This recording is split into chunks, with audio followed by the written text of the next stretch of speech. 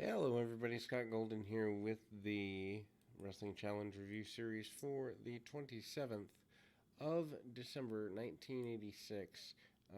Actually, awesome that they have these types of shows available on the Peacock. And if you're new around here, certainly worth checking out our review series. We've got over 1,300 audios with a variety of topics available, and we have over 40 now of the Wrestling Challenge series. Certainly, it's not the close to 400 that are available in the series itself, but as they add, we will add. We want to have the most comprehensive audio review series in pro wrestling on YouTube. That's the goal. That'll take us several years to get to, but we're going to get there with your help. Please like, subscribe, comment below, all that good stuff. Anyway, we've got Rick Renslaw and Coco Beware. Renslaw, I believe, cuts Coco off pretty easily there. Coco coming into the WWF. Actually, Frenchie Martin is the opponent for the day. Rick Renslaw from another episode. Anyway, Frenchie Martin, who later becomes the manager of Dino Bravo in the later part of '88, early '89. Some cutoffs early by Frenchie Martin, but not until he gets drop kicked a couple times by Coco. Got range suplexed by Coco, who manages to stay pretty consistent with his aggressions along the way. Missed shots by Frenchie Martin, Irish whips by Coco, who manages a big back body drop along the way and does not take a backward step. Eventually hitting the top rope dropkick and the brain buster that he is known for at the time, which at the time looks like a pretty brutal move in comparison to what they were doing in the WWF at the time. Roddy Piper, alongside reading the WWF magazine, says he wishes that he got even more coverage. Handsome guy on the cover, he says, and he's putting the magazine over pretty big because they were trying to get it to go here. Iron Sheik basically out there prancing around as they do a commercial for the LJN figures at the time.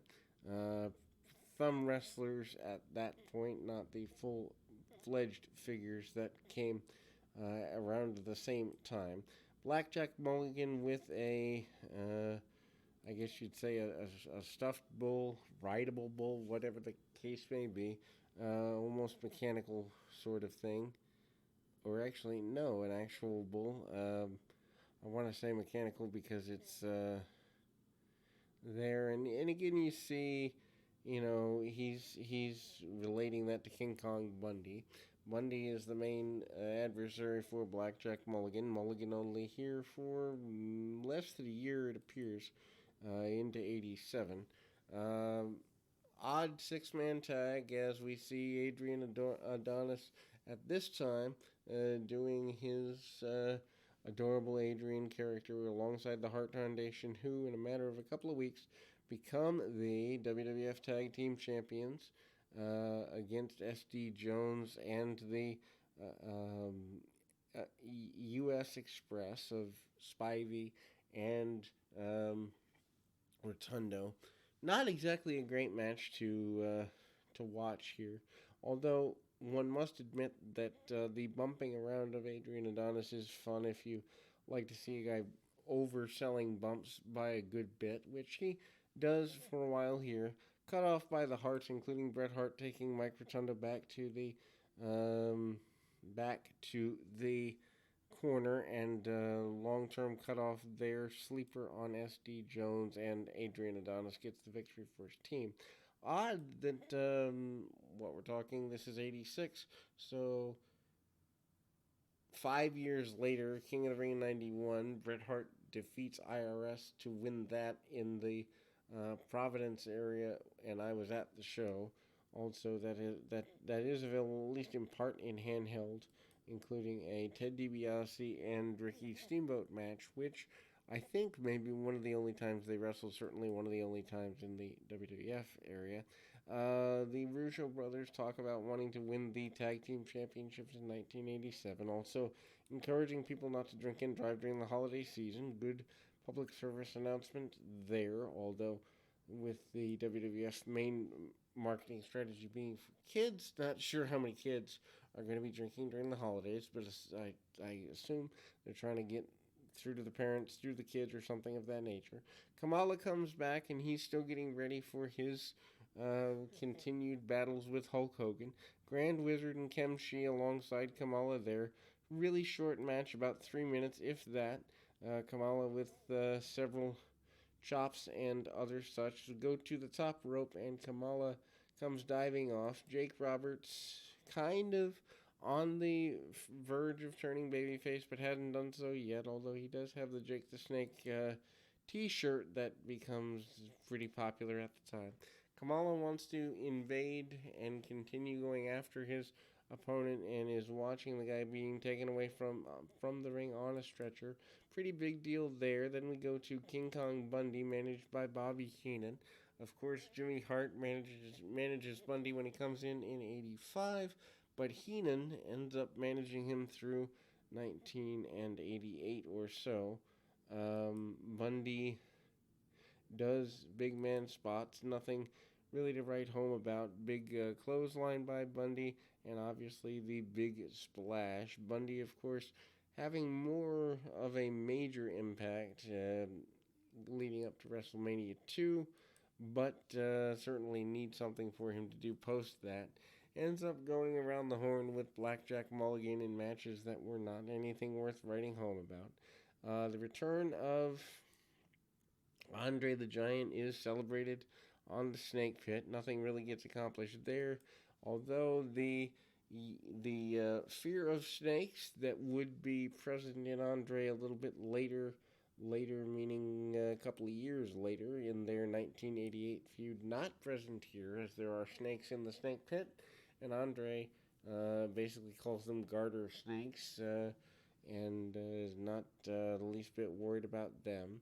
Of course, Andre going heel leads to the eventual deal between Jake and Andre, and then we go to a enhancement match with Dino Bravo. Dino Bravo managed by Luscious Johnny Valiant.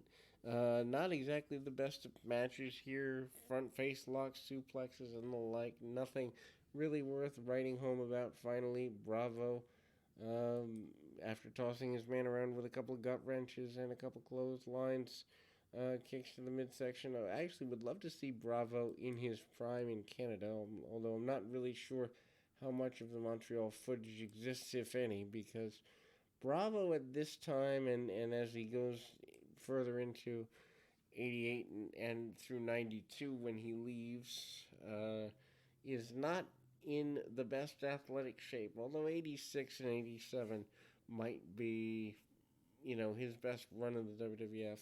Back suplexes and other things there. Of course, he is, in fact, murdered in 1993, early in the year.